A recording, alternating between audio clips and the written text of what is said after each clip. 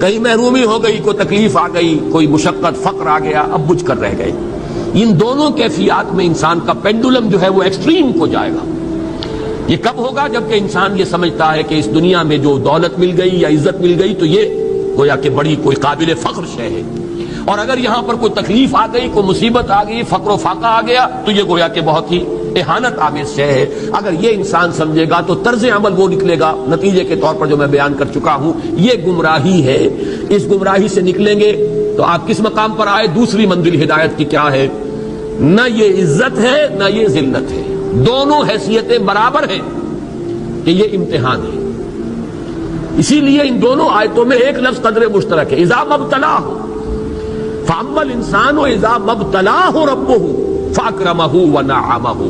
یہ بھی ایک ابتلا ہے، آزما رہا ہے اللہ، کبھی وہ دے کر آزماتا ہے، کبھی چھین کر آزماتا ہے، کبھی فقر و فاقہ سے آزماتا ہے، کبھی وہ کثرت دولت اور کثرت مال سے آزماتا ہے، کبھی وہ صحت دے کر آزماتا ہے کہ یہ قوت اور توانائی اور صحت جو میں نے دی ہے یہ اس میں کیا کرتا ہے، کبھی وہ مرض کے ذریعے سے آزماتا ہے کہ صبر کرتا ہے کہ نہیں کرتا۔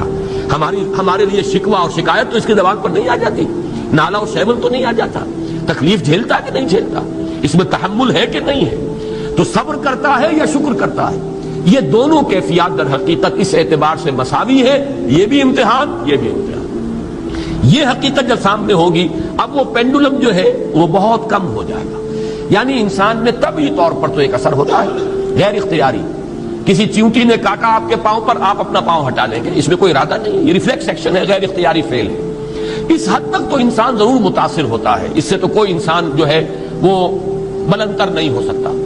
حضرت ابراہیم رضی اللہ تعالیٰ عنہ حضور کے وہ نومولود فرزند انتقال جب ہو رہا تھا، آپ کی آنکھوں میں آنسو آ گئے۔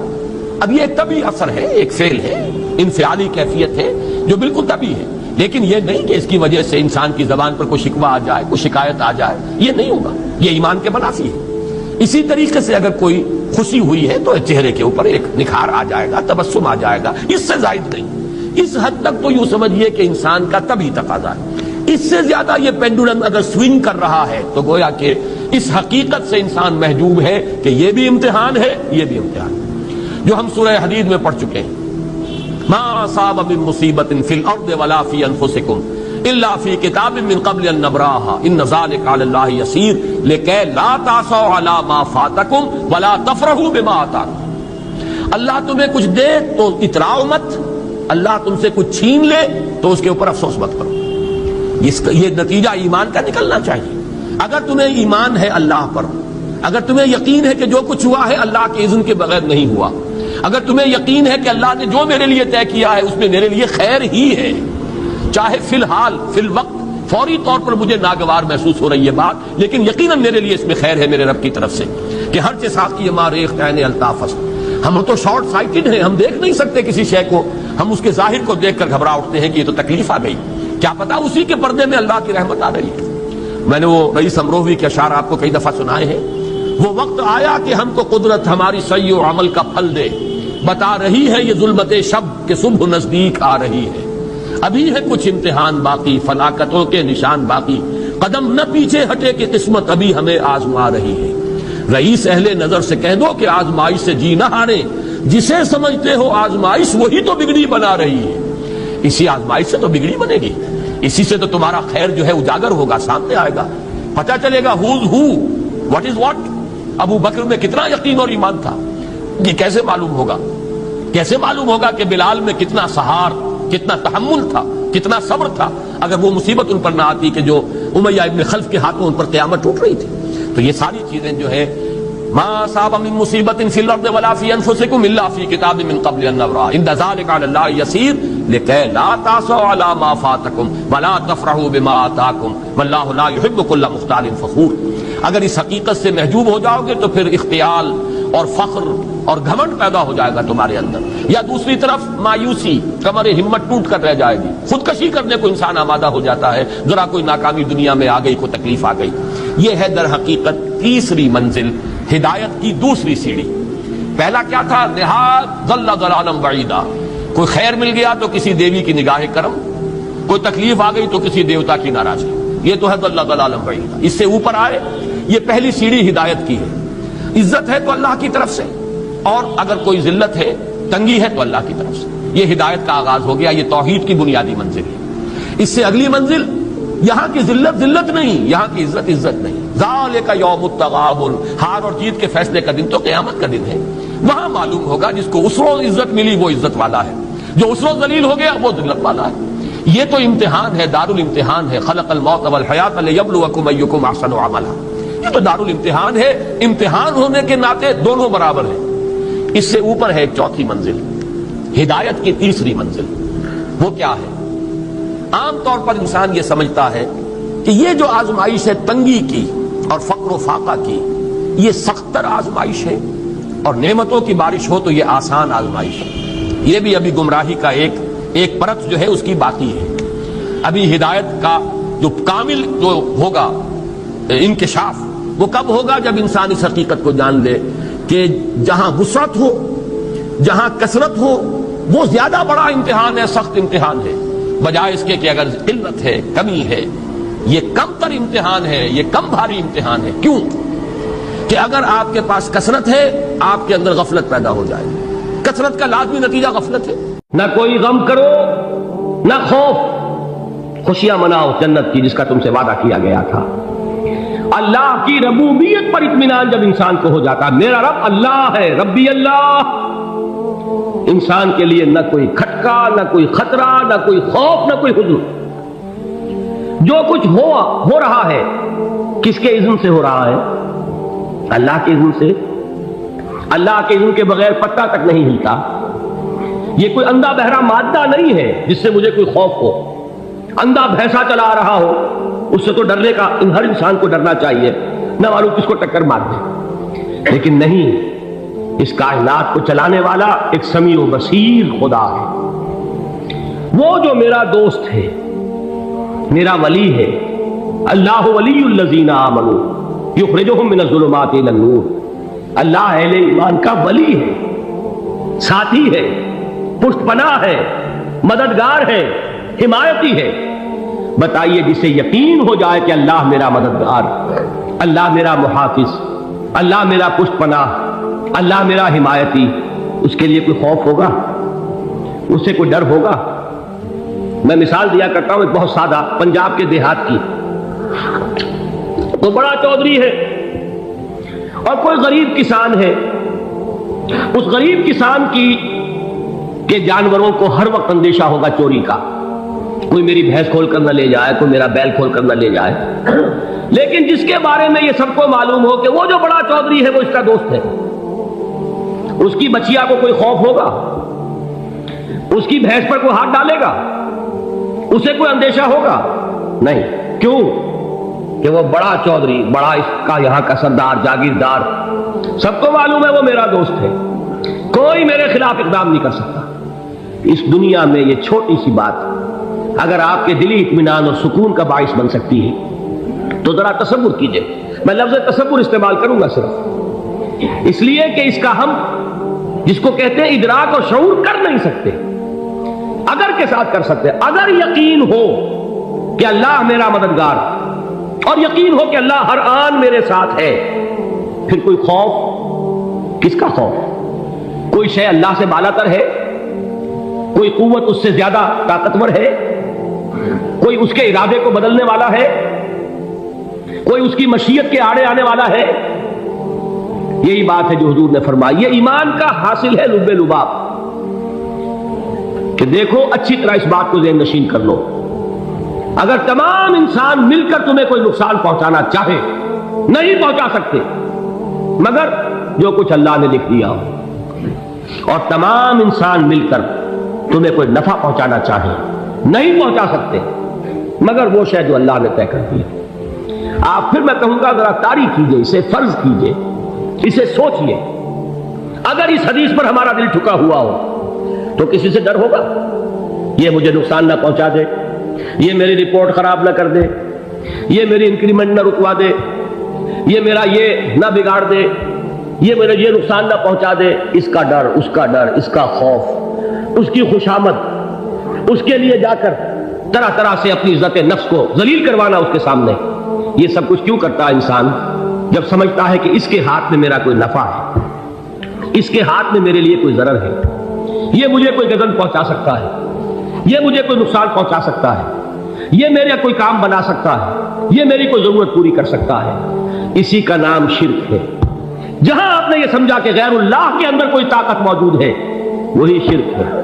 بتوں سے تجھ کو امیدیں، خدا سے نو امیدی، مجھے بتا تو صحیح اور کافری کیا ہے؟ شرک تو یہ ہے۔ جس پر بھی تمہیں یہ خیال ہے کلمہ ہے، یہ کلمہ سوم، لا حول ولا قوت الا باللہ، ذرا اس پر دل کو کبھی اگر آپ تصور کریں، پھر فرض کریں، دل ٹھک جائے اس پر، کوئی طاقت نہیں۔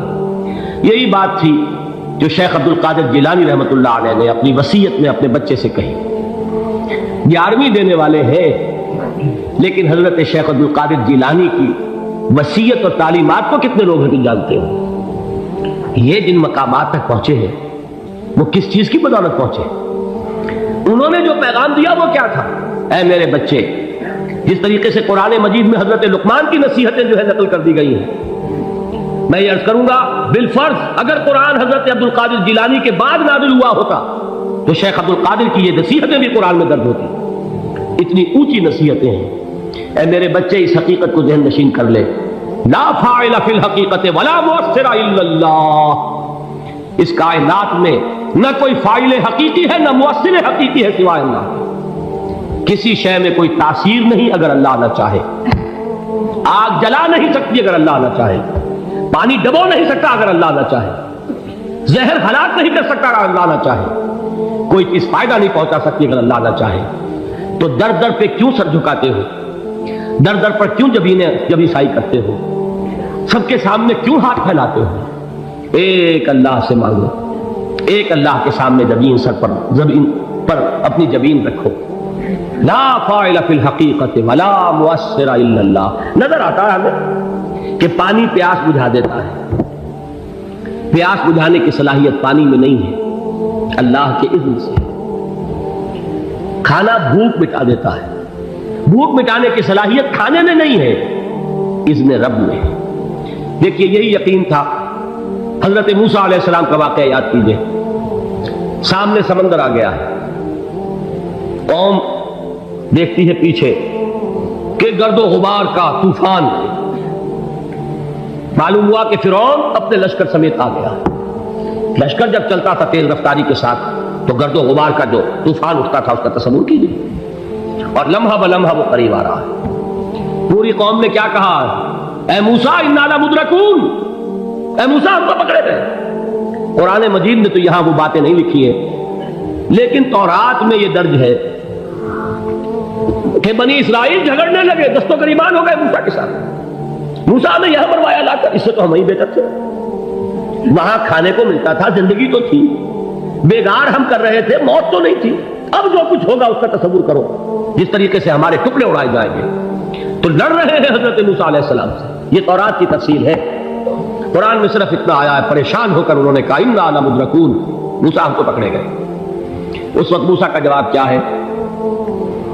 کلا ان معی ربی سیہدین، نہیں، میرے ساتھ میرا رب ہے، وہ راستہ دے گا۔ بتائیے کہاں راستہ نظر آ رہا ہے؟ یہ ہے ایمان بالغیب۔ راستہ نظر نہ آئے تب اللہ پر یقین ایمان ہے، جیب میں پیسے ہوں اور تب دل کو اطمینان ہے تو ایمان کس پر ہوا؟ پیسے پر، اللہ پر نہیں۔ جب وسائل و ذرائع نہ ہو اور پھر یقین ہو کہ اللہ مسبب الاسباب ہے، وہ اسباب کا پابند نہیں ہے، وہ اسباب کا محتاج نہیں ہے، اسباب اس کے محتاج ہے۔ اگر یہ یقین ہے تو اللہ پر ایمان ہے، یہ نہیں ہے تو تمہارا ایمان اسباب پر ہے، وسائل پر ہے، ذرائع پر ہے، مادیات پر ہے، اللہ پر نہیں۔ اس وقت کہاں راستہ تھا؟ کوئی راستہ تھا؟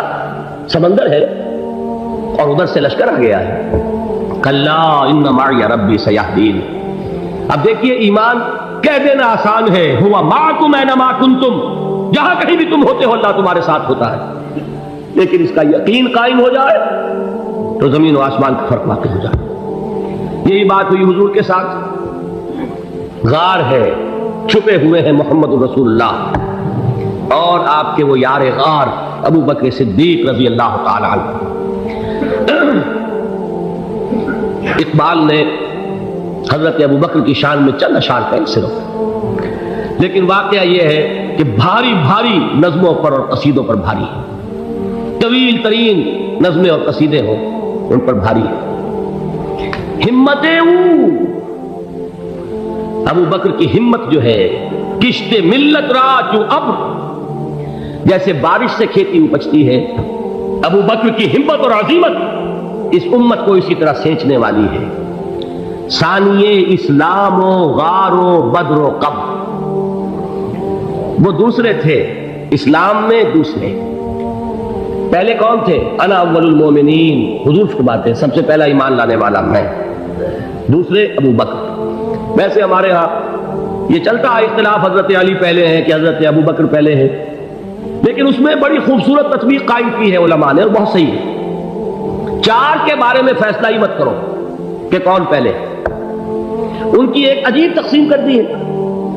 آزاد مردوں میں، بالغ مردوں میں سب سے پہلے ابو بکر، بچوں میں سب سے پہلے علی، خواتین میں سب سے پہلے خدیجہ، اور غلاموں میں سب سے پہلے زید بن حارثہ۔ بڑی پیاری تقسیم ہے، یہ چاروں ہی پہلے ہیں، ہر ایک کے لیے اولیت ہے۔ اور واقعہ یہ ہے کہ اگر زمانی اعتبار سے تعین ہوگا تو پہلے خدیجۃ الکبریٰ آئیں گی رضی اللہ تعالی عنہ، کسی اور سے بات کرنے کی نوبت بعد میں آ سکتی ہے، پہلے تو اہلیہ محترمہ سے بات ہوئی، آتے ہی پہلی وحی ہوئی ہے، ابھی تبلیغ کا حکم نہیں تھا، کس کو بتایا واقعہ؟ ابھی اپنی نبوت کی تبلیغ کا تو حکم ہی نہیں آیا، واقعہ کس کا ہے؟ وہ خدیجہ کا ہے۔ جب کہا ہے کہ خشیت علی نفسی، مجھے اپنی جان کا اندیشہ ہے، تو کیا جواب دیا خدیجہ نے رضی اللہ تعالی عنہا؟ وہ صدیقۃ الکبریٰ ہے، صدیقات جو ہے خواتین ان میں چوٹی پر خدیجۃ الکبریٰ ہے رضی اللہ تعالی عنہ، اور صدیق جو مرد ہیں ان میں صدیق اکبر ہے ابو بکر صدیق رضی اللہ تعالی عنہ، لیکن صدیقات میں چوٹی پر۔ جب حضور نے فرمایا خشیت علی نفسی، کیا فرمایا، کیا عرض کیا، کیسے تسلی دی؟ نہیں نہیں، اللہ آپ کو ضائع نہیں کرے گا، آپ غریبوں کے ہمدرد ہیں، آپ مساکین کے تکالیف رفع کرنے والے ہیں، آپ بیواؤں کی سرپرستی کرتے ہیں، آپ مسافروں کی خدمت کرتے ہیں، اللہ آپ کو ضائع نہیں کرے گا۔ یہ یقین ہے اس خاتون کے اندر۔ خیر وہ ایک علیحدہ بات ہو جائے گی، میرے دل پر حضرت خدیجہ رضی اللہ تعالیٰ عنہ کی شخصیت کا بڑا گہرا نقش ہے، جو وہ کوئی اور ہی وقت اور موقع ہوا تو بیان ہوگا۔ بہرحال اقبال نے ایک مصرے میں جو چار اولیتیں جمع کر دی ہیں، ہمتیں کشت امت را چو ابر، ثانی اسلام و غار و بدر و قبر۔ اسلام میں حضور کے بعد پہلے کون؟ ابو بکر۔ غار میں حضور کے ساتھ کون؟ ابو بکر۔ بدر کی رات اللہ کا رسول سر بسجود، وہ جھاڑ، وہ گھاس پھوس کی جو جھوپڑی بنائی گئی تھی، اور وہاں تلوار ننگی لے کر پہرا دینے والا کون؟ ابو بکر۔ اور اس حجرہ عائشہ میں محمد کے بعد سب سے پہلے دفن ہونے والا کون؟ ابو بکر رضی اللہ تعالی عنہ صلی اللہ علیہ وسلم۔ وہ جو معاملہ میں سنا رہا تھا غار ثور کا، حضرت ابو بکر بھی حضور کے خیال سے لرز گئے ہیں۔ آپ کو یاد ہوگا کہ جا کر پہلے تمام جتنے سوراخ تھے انہیں بند کیا ہے، ایک سوراخ رہ گیا تھا جس کو بند کرنے کے لیے کوئی کپڑا نہیں تھا، وہاں اپنی ایڑی رکھی ہے، تب کہا ہے حضور سے تشریف لائیے، اور اپنے زانو پر حضور کو لٹایا ہے، اور وہاں کسی موذی جانور نے کاٹا ہے، حضور کی آنکھ لگ گئی تھی، اس وقت اس بل کے اندر جو بھی بچھو ہے کیا ہے واللہ عالم، اس نے کاٹا ہے، اس کی تکلیف کی وجہ سے ابو بکر کی آنکھوں سے آنسو ٹپک گئے، حضور کے چہرے مبارک پر پڑے ہیں، تو حضور جاگے ہیں، معاملہ کیا ہے؟ ایڑی نہیں ہٹائی وہاں سے، مبادا وہ جانور وہاں سے نکل کر محمد الرسول اللہ کو کوئی گردن پہنچا دے، ابو بکر کی ایڑی ہے، جس طرح چاہے کھا لے، ختم کر دے، جان نکل جائے تب کوئی آنچ آئے، محمد پر تو آئے، لیکن جیتے جی نہیں۔ وہ ہے ابو بکر حضور کے خیال سے۔ اس وقت حضور نے پھر اپنا لعاب دہن لگایا ہے، اور اس سے پھر آپ کی تکلیف ختم ہوئی۔ جیسے خیبر میں حضرت علی کی آنکھ دکھ رہی تھی، اس کو جو شفا حاصل ہوئی ہے وہ بھی حضور کے لعاب دہن سے ہوئی۔ تو بہرحال اس وقت انہوں نے کہا ہے کہ اے نبی یا رسول اللہ، اگر اس وقت ان میں سے کسی نے غیر ارادی طور پر بھی اپنے قدموں کی طرف جھانک لیا تو پکڑے جائے۔ کیا جواب تھا اللہ کے رسول کا؟ لا تحزن ان اللہ معنا، اللہ ہمارے ساتھ ہے، کیوں گھبراتے ہو ابو بکر؟ یہ ہے ایمان باللہ، میرا مالک اللہ، میرا رازق اللہ، میرا محافظ اللہ، میرا مددگار اللہ، میرا پشت پناہ